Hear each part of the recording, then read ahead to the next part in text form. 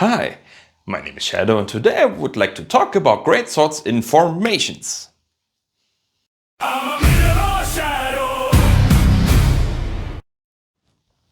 In the 16th century Central Europe, greatswords like the schlachtschwert, the montante, the spadone or the claymore were used in battle. Although there weren't as many greatswords on the battlefield as polearms, schlachtschwerter were also used in pike formations. This formation was tightly packed with pikemen who carried 4 to 6 meters long pikes, and the first rows could point and thrust them in all directions where they needed them to be. They were long enough to keep cavalry away passively, like the spikes of a hedgehog, and could still be used in the offense by building an area of deadly thrusts in any heights together with your comrades. Between the pikesmen, after the first few rows, there were halberdiers and schlachtschwertiers, or zweihander user if you will.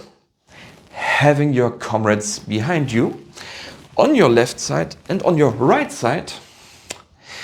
How are you going to use the greatsword with little to no room to maneuver sideways? Most depictions show the greatsword either resting in an upright resting position during battle or in a high guard. Being in a tight formation till you can deploy the greatsword, this is a good start. This way you can start with cuts from above without having to maneuver the sword up first.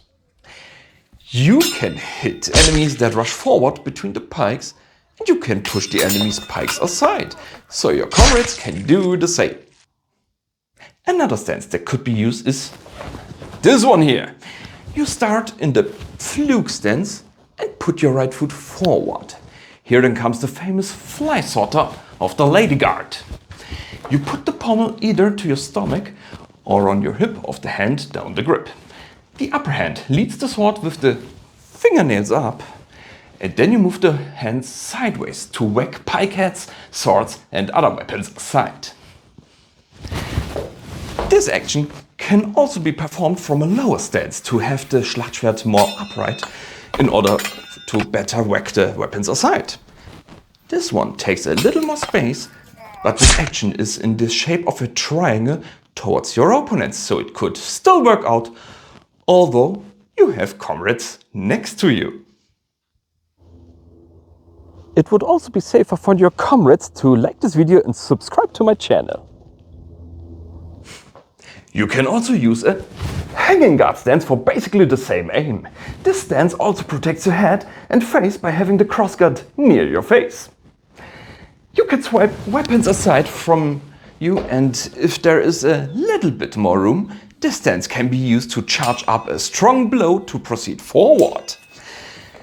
It is a bit tiring since your arms are most of the times up, but it has its own tactical value. You can also perform it easier from the flanks or by stepping outside of your own pike square. Speaking of hanging guards, there is another one to consider. You can change your grip to half swording by putting your hand on the ricasso or Fehlschärfe to have more point control and stability if you need it. This helps you in the hanging guard and strengthens your grip. This way you have some kind of a barrier where the pike shafts can't get in line again to stab you, and gives you the opportunity to rush further into the pike square to make damage to the core. This grip is versatile enough to perform in every direction to attack and defend. Recovering from this grip needs a little bit of practice, but being a mercenary with a big sword should be a dead giveaway that you already have. Thank you for watching. If you liked my video, feel free to like and subscribe, like always. If there are still some questions open, please let me know in the comments below and we will either find an answer or have a polite debate about the answer. Till then, I wish you a great day and remember, greatswords are awesome!